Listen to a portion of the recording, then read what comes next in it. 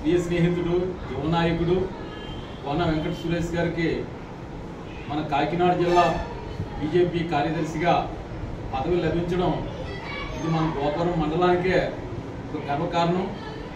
మరి ఆయన సుదీర్ఘంగా పార్టీలో కష్టపడి నిబద్ధతతో క్రమశిక్షణతో పనిచేయడం వలన ఆయన సేవలను గుర్తించి పెద్దలైనటువంటి మట్టా మంగరాజు గారు, ఎస్వి రెడ్డి గారు వీరు జిల్లా అధ్యక్షులు వారితో మాట్లాడి అలాగే రాష్ట్ర కమిటీ యొక్క ఆమోదాన్ని పొంది దీనికి ఈ రోజున ఇంత గౌరవం తీసుకొచ్చారంటే ఇదంతా మన ప్రతి కార్యకర్తకి ఎంతో ఆత్మస్థైర్యాన్ని కలిగించే విషయం.